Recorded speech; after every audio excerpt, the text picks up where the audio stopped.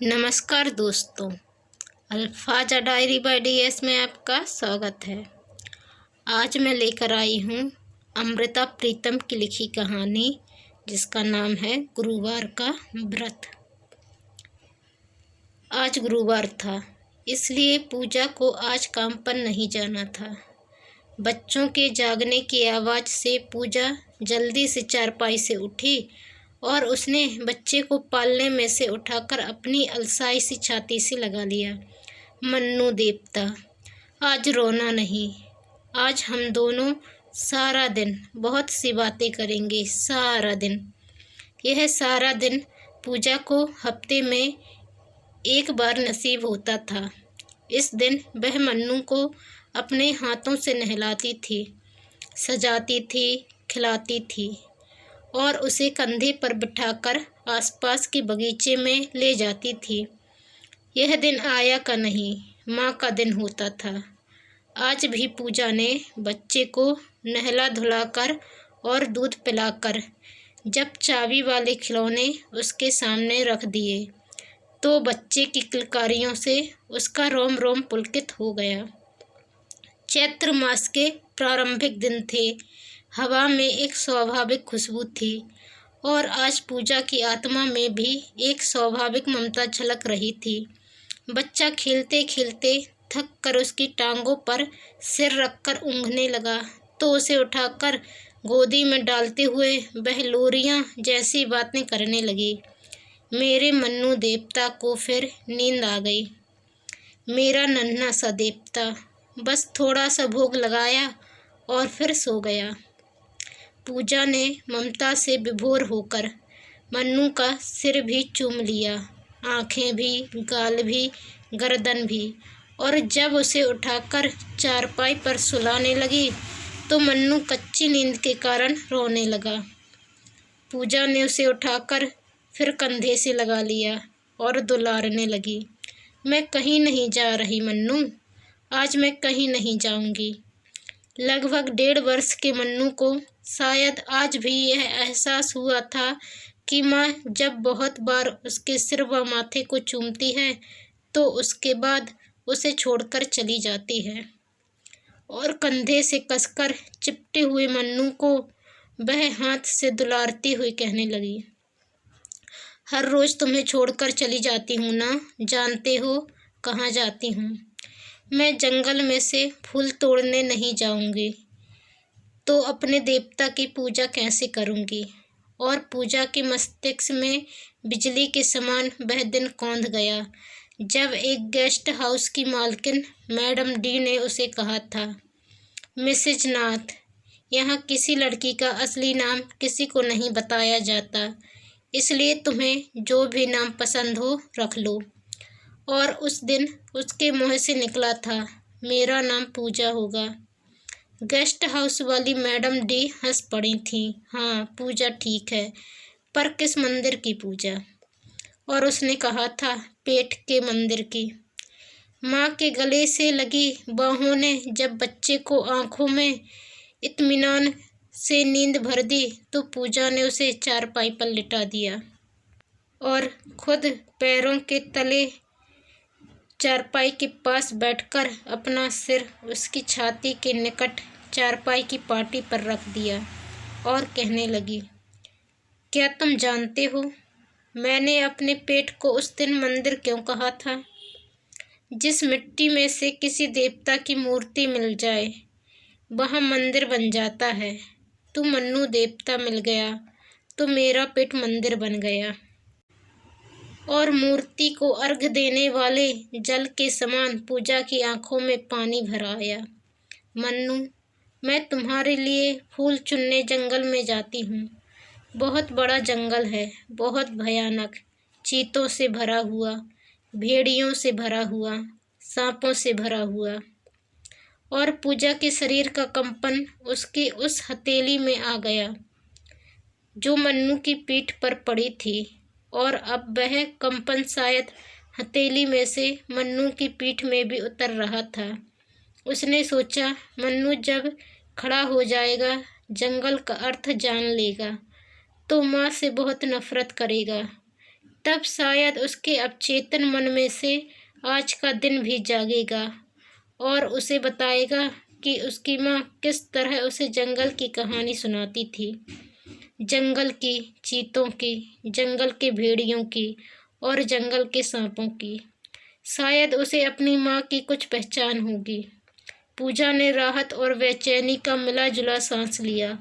उसे अनुभव हुआ जैसे उसने अपने पुत्र के अवचेतन मन में दर्द के एक कण को अमानत की तरह रख दिया हो। पूजा ने उठकर अपने लिए चाय का एक गिलास बनाया और कमरे में लौटते हुए कमरे की दीवारों को ऐसे देखने लगी जैसे वह उसके या उसके बेटे के चारों ओर बनी हुई किसी की बहुत प्यारी बाहें हों, उसे उसके वर्तमान से भी छिपाकर बैठी हुई। पूजा ने एक नज़र कमरे के उस दरवाजे की तरफ देखा जिसके बाहर उसका वर्तमान बड़ी दूर तक फैला हुआ था। शहर के कितने ही गेस्ट हाउस, एक्सपोर्ट के कितने ही कारखाने, एयरलाइंस के कितने ही दफ्तर और साधारण कितने ही कमरे थे जिनमें उसके वर्तमान का एक एक टुकड़ा पड़ा हुआ था। परंतु आज गुरुवार था जिसने उसके वर्तमान के बीच में एक दरवाज़ा बंद कर दिया था। बंद दरवाजे की हिफाजत में खड़ी पूजा को पहली बार यह ख्याल आया कि उसके धंधे में गुरुवार को छुट्टी का दिन क्यों माना गया है। इस गुरुवार की गहराई में अवश्य कोई राज होगा, वह नहीं जानती थी। अतः खाली खाली निगाहों से कमरे की दीवारों को देखने लगी। इन दीवारों के उस पार उसने जब भी देखा था उसे कहीं अपना भविष्य दिखाई नहीं दिया था, केवल यह वर्तमान था जो रेगिस्तान की तरह शहर की बहुत सी इमारतों में फैल रहा था। और पूजा यह सोचकर कांप उठी कि यही रेगिस्तान उसके दिनों से महीनों में फैलता हुआ एक दिन महीनों से भी आगे उसके वर्षों में फैल जाएगा। और पूजा के बंद दरवाजे का सहारा लेकर अपने वर्तमान से आंखें फेर ली। उसकी नजरें पैरों के नीचे फर्श पर पड़ी तो बीते हुए दिनों के तहखाने में उतर गई। तहखाने में बहुत अंधेरा था। बीती हुई जिंदगी का पता नहीं क्या क्या कहाँ कहाँ पड़ा हुआ था। पूजा को कुछ भी दिखाई नहीं दे रहा था, परंतु आंखें जब अंधेरे में देखने की अभ्यस्त हुई तो देखा तहखाने के बाईं तरफ दिल की ओर एक कण सा चमक रहा था। पूजा ने घुटनों के बल बैठकर उसे हाथ से छुआ। उसके सारे बदन में एक गरम सी लकीर दौड़ गई और उसने पहचान लिया यह उसके इश्क का जर्रा था जिसमें कोई आग आज भी सलामत थी। और इसी रोशनी में नरेंद्र का नाम चमका, नरेंद्र नाथ चौधरी का, जिससे उसने बेपनाह मोहब्बत की थी। और साथ ही उसका अपना नाम भी चमका, गीता, गीता श्रीवास्तव।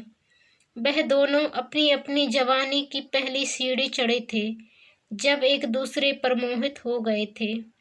परंतु चौधरी और श्रीवास्तव दो शब्द थे जो एक दूसरे के वजूद से टकरा गए थे।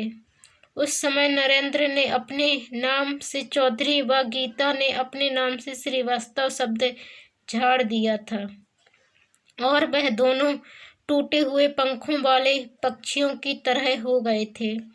चौधरी श्रीवास्तव दोनों शब्दों की एक मजबूरी थी, चाहे अलग अलग तरह की थी। चौधरी शब्द के पास अमीरी का गुरूर था, इसलिए उसकी मजबूरी उसका यह भयानक गुस्सा था जो नरेंद्र पर बरस पड़ा था। और श्रीवास्तव के पास बीमारी और गरीबी की निराशा थी जिसकी मजबूरी गीता पर बरस पड़ी थी। और पैसे के कारण दोनों को कॉलेज की पढ़ाई छोड़नी पड़ी थी। और जब एक मंदिर में जाकर दोनों ने विवाह किया था तब चौधरी और श्रीवास्तव दोनों शब्द उनके साथ मंदिर में नहीं गए थे और मंदिर से वापस लौटते कदमों के लिए चौधरी घर का अमीर दरवाज़ा गुस्से के कारण बंद हो गया था और श्रीवास्तव घर का गरीबी की मजबूरी के कारण। फिर किसी रोजगार का कोई भी दरवाज़ा ऐसा नहीं था जो उन दोनों ने खटखटाकर न देखा हो। सिर्फ देखा था कि हर दरवाजे से मस्तक पटक पटक कर उन दोनों मस्तकों पर सख्त उदासी के नील पड़ गए थे। रातों को वह बीते हुए दिनों वाले हॉस्टलों में जाकर किसी अपने जानने वाले के कमरे में पनाह मांग लेते थे और दिन में उनके पैरों के लिए सड़कें खुल जाती थीं। वही दिन थे जब गीता को बच्चे की उम्मीद हो आई थी। गीता की कॉलेज की सहेलियों ने और नरेंद्र के कॉलेज के दोस्तों ने उन दिनों में कुछ पैसे इकट्ठे किए थे और दोनों ने जमुना पार की एक नीची बस्ती में सरकंडों की एक झुग्गी बना ली थी, जिसके बाहर चारपाई बिछाकर गीता आलू गोभी और टमाटर बेचने लगी थी और नरेंद्र नंगे पांव सड़कों पर घूमता हुआ काम ढूंढने लगा था। खैराती अस्पताल के दिन और भी कठिन थे और जब गीता अपने 7 दिन के मन्नू को गोद में लेकर सरकंडों की झुग्गी में वापस आई थी तो बच्चे के लिए दूध का सवाल भी झुग्गी में आकर बैठ गया था और कमेटी के नलके से पानी भरकर लाने वाला समय पूजा के पैरों में दर्द की एक लहर उठकर आज भी उसके पैरों को शून्य करती हुई ऊपर की रीढ़ की हड्डी में फैल गई, जैसे उस समय फैलती थी जब वह गीता थी और उसके हाथ में पकड़ी हुई पानी की बाल्टी का बोझ पीठ में भी दर्द पैदा करता था और गर्भ वाले पेट में भी। पूजा ने तहखाने में पड़े हुए दिनों को वही हाथ से झटककर अंधेरे में फेंक दिया और उस सुलगते हुए कण की ओर देखने लगी जो आज भी उसके मन में अंधेरे में चमक रहा था। जब वह घबराकर नरेंद्र की छाती से कसकर लिपट जाती थी तो उसकी अपनी छाती में से सुख पिघलकर उसकी रगों में दौड़ने लगता था। पूजा के पैरों से फिर एक कंपन उसके माथे तक गया जब तहखाने में पड़े हुए दिनों में से अचानक एक दिन उठकर कांटे की तरह उसके पैरों में चुभ गया। जब नरेंद्र को हर रोज हल्का हल्का बुखार चढ़ने लगा था और वह मन्नू को नरेंद्र की चारपाई के पास डालकर नौकरी की तलाश करने चली गई थी, उसे यह विचार आया कि वह इस देश में जन्मी पली नहीं थी। बाप की तरफ से वह श्रीवास्तव कहलाती थी, परंतु वह नेपाल की लड़की थी, माँ की तरफ से नेपाली। इस कारण उसे शायद अपने या किसी और देश के दूतावास में ज़रूर कोई नौकरी मिल जाएगी और इसी सिलसिले में वह सब्जी बेचने का काम नरेंद्र को सौंपकर हर रोज़ नौकरी की तलाश में जाने लगी थी। Mister H. पूजा को यह नाम अचानक इस तरह याद आया जैसे वह जीवन के जलकर राख हुए कुछ दिनों को कुरेद रही हो और अचानक उसका हाथ उस राख में किसी गर्म अंगारे को छू गया हो। वह उसे एक दूतावास के रिसेप्शन रूम में मिला था। एक दिन कहने लगा, गीता देवी, मैं तुम्हें हर रोज़ यहाँ चक्कर लगाते देखता हूँ। तुम्हें नौकरी चाहिए? मैं तुम्हें नौकरी दिलवा देता हूँ। यह लो, तुम्हें पता लिख देता हूँ। अभी चली जाओ, आज ही नौकरी का प्रबंध हो जाएगा। और पूजा जब गीता होती थी कागज का एक टुकड़ा पकड़कर अचानक मेहरबान हुई किस्मत पर हैरान खड़ी रह गई थी। वह पता एक गेस्ट हाउस की मालकिन मैडम डी का था, जहां पहुंचकर वह और भी हैरान रह गई थी, क्योंकि नौकरी देने वाली मैडम डी उसे ऐसे तपाक से मिली जैसे पुराने दिनों की कोई सहेली मिली हो। गीता को एक ठंडे कमरे में बिठाकर उसने गरम चाय और भुने हुए कबाब खिलाए थे। नौकरी किस किस काम की होगी, कितने घंटे वह कितनी तनख्वाह जैसे सवाल उसकी होठों पर जितनी बार आते रहे, मैडम डी उतनी बार मुस्कुरा देती थी। कितनी देर के बाद उसने केवल यह कहा था, क्या नाम बताया था? मिसेज गीता नाथ। परंतु इसमें कोई आपत्ति तो नहीं अगर मैं मिसेज नाथ की अपेक्षा तुम्हें मिस नाथ कहा करूं? गीता हैरान हुई पर हंस पड़ी। मेरे पति का नाम नरेंद्र नाथ है, इसी कारण अपने आप को मिसेज नाथ कहती हूँ। आप लोग मुझे मिस नाथ कहेंगे तो आज जाकर उन्हें बताऊंगी कि अब मैं उनकी पत्नी के साथ साथ उनकी बेटी हो गई हूँ। मैडम डी कुछ देर तक उसके मुँह की तरफ देखती रही, कुछ बोली नहीं। और जब गीता ने पूछा तनख्वाह कितनी होगी तो उसने जवाब दिया था 50 रुपये रोज। सच? कमरे के सोफे पर बैठी गीता जैसे खुशी से दोहरी होकर मैडम डी के पास घुटनों के बल बैठ गई थी। देखो, आज तुमने कोई अच्छे कपड़े नहीं पहने हैं, मैं तुम्हें अपनी एक साड़ी उधार देती हूँ। तुम साथ वाले बाथरूम में हाथ धोकर वह साड़ी पहन लो, मैडम डी ने कहा। और गीता मंत्रमुग्ध सी उसके कहने पर जब कपड़े बदल कर आई तो मैडम डी ने 50 रुपये उसके सामने रख दिए। आज की तनख्वाह।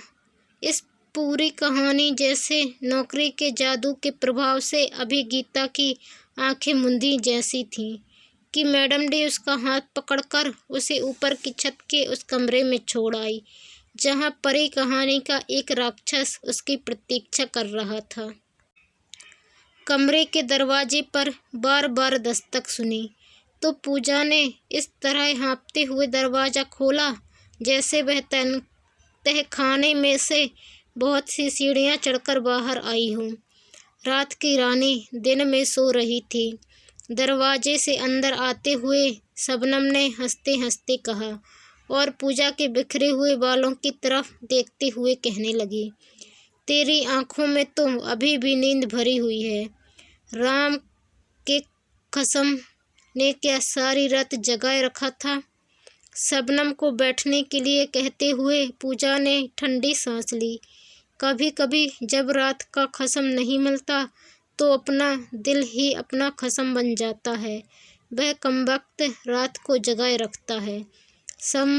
शबनम हंस पड़ी और दीवान पर बैठते हुए कहने लगी, पूजा दीदी, दिल तो जाने कमबख्त होता है या नहीं, आज का दिन ही ऐसा होता है जो दिल को भी कमबख्त बना देता है।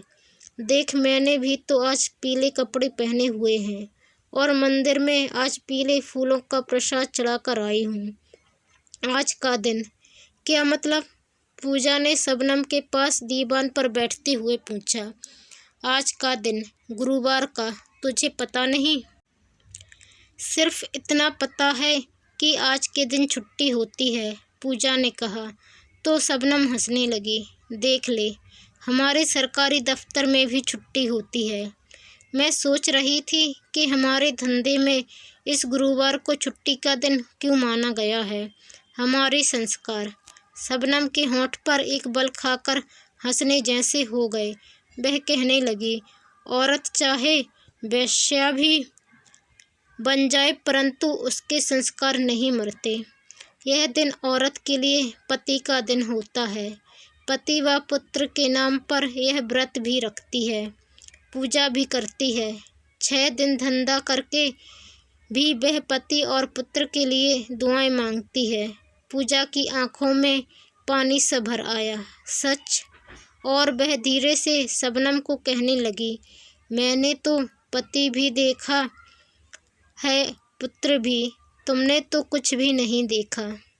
जब कुछ ना देखा हो तभी तो सपना देखने की ज़रूरत पड़ती है। शबनम ने एक गहरी सांस ली।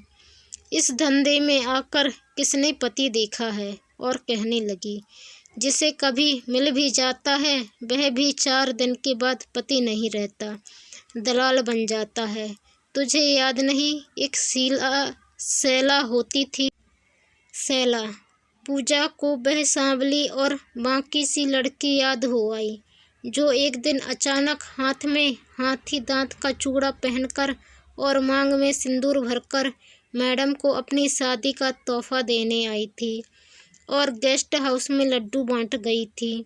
उस दिन उसने बताया था कि उसका असली नाम कांता है शबनम कहने लगी, वही शैला जिसका नाम कांता था। तुझे पता है उसका क्या हुआ? कोई उसका ग्राहक था जिसने उसके साथ विवाह कर लिया था। ऐसे पति विवाह के मंत्रों को भी धोखा दे देते हैं।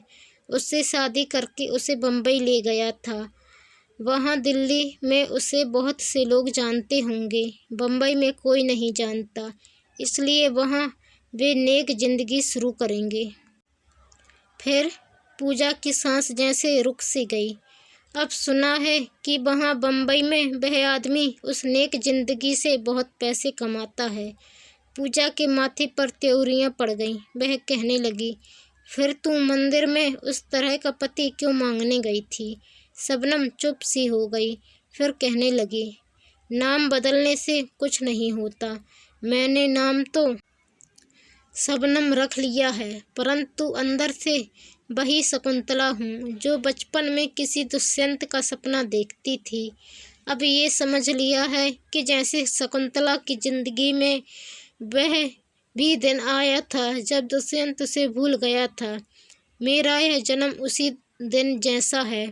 पूजा का हाथ अनायास ही शबनम के कंधे पर चला गया और शबनम ने आंखें नीची कर ली। कहने लगी, मैं जानती हूँ इस जन्म में मेरा यह शाप उतर जाएगा।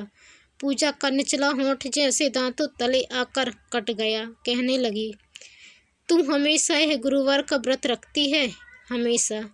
आज के दिन नमक नहीं खाती। मंदिर में गुड़ और चने का प्रसाद चढ़ाकर केवल वही खाती हूँ। बृहस्पति देव की कथा भी सुनती हूँ। जप का मंत्र भी लिया हुआ है और भी जो विधियाँ हैं, शबनम कह रही थी। जब पूजा ने प्यार से उसे अपनी बाहों में ले लिया और पूछने लगी, और कौन सी विधियाँ? शबनम हंस पड़ी। यही कि आज के दिन कपड़े भी पीले ही रंग के होते हैं, उसी का दान देना और वही खाना, मंत्र की माला जपने और वह भी सम में। इस माला की मोती 10, 12 या 20 की गिनती में होते हैं, 11, 13 या 21 की गिनती में नहीं। यानी जो गिनती जोड़ी जोड़ी से पूरी आए उसका कोई मन का अकेला न रह जाए। शबनम की आंखों में आंसू आने को थे कि वह जोर से हंस पड़ी। कहने लगी, इस जन्म में तो यह जिंदगी का मन का अकेला रह गया है, पर शायद अगले जन्म में इसकी जोड़ी का मन का इसे मिल जाए। और पूजा की ओर देखते हुए कहने लगी, जिस तरह दुष्यंत की अंगूठी दिखाकर शकुंतला ने उसे याद कराया था, उसी तरह शायद अगले जन्म में मैं इस व्रत नियम की अंगूठी दिखाकर उसे याद करा दूंगी कि मैं शकुंतला हूँ। पूजा की आंखें डबडबा आईं। आज से पहले उसने किसी के सामने ऐसी आंखें नहीं भरी थीं। कहने लगी, तुम जो साप उतार रही है वह मैं चढ़ा रही हूँ। मैंने इस जन्म में पति भी पाया, पुत्र भी, पर सच तेरे पति को बिल्कुल मालूम नहीं? शबनम ने हैरानी से पूछा। बिल्कुल पता नहीं। जब मैंने यह कहा था कि मुझे दूतावास में काम मिल गया है, तब बहुत डर गई थी। जब उसने दूतावास का नाम पूछा था, उस समय एक बात सूझ गई। मैंने कहा कि मुझे एक जगह बैठने का काम नहीं मिला है, काम इनडायरेक्ट है। मुझे कई कंपनियों में जाना पड़ता है, उनसे इश्तहार लाने होते हैं जिनमें इतनी कमीशन मिल जाती है जो ऑफिस में बैठने में नहीं मिलती। पूजा ने बताया और कहने लगी, वह बहुत बीमार था, इसलिए हमेशा डॉक्टरों और दवाई की बातें होती रहती थी। फिर डॉक्टर ने उसको सोलन भेज दिया अस्पताल में, क्योंकि घर में रहने से बच्चे को बीमार होने का खतरा रहता, इसलिए अभी तक शक का कोई मौका नहीं मिला उसको। शबनम ने कहा, कई लड़कियों ने जिन्होंने घर में बताया हुआ है कि वह किसी एक्सपोर्ट कंपनी में काम करती हैं, उनके घर वाले सब जानते हैं पर चुप रहते हैं। पूजा ने कहा, अगर नरेंद्र को पता चल जाएगा तो वह तो आत्महत्या कर लेगा, वह जी नहीं पाएगा। पर जब वह अस्पताल से वापस आएगा और किसी दिन उसको कुछ पता चल गया तो। शबनम की बात सुनकर पूजा कहने लगी, कुछ पैसा इकट्ठा हो जाए तो 2-3 रिक्शा किराए पर डाल दूंगी, पैसे आ जाएंगे। शबनम ने यह सुनकर कहा, यह काम कोई आसान नहीं है। वह दिन बीत गए जब यह मजदूर अपने मालिकों को कुछ कमा कर देते थे। पूजा चिंता में डूब गई तो शबनम ने कहा, अगर तुम्हें यह धंधा छोड़ना भी है तो अभी इस साल मत सोचना। यह 1982 में सीजन का साल है। शहर में ट्रेड फेयर लगने वाला है। जितनी कमाई इस साल होगी उतनी 5 सालों में नहीं हो सकती। एक बार हाथ में पैसा इकट्ठा हो जाए।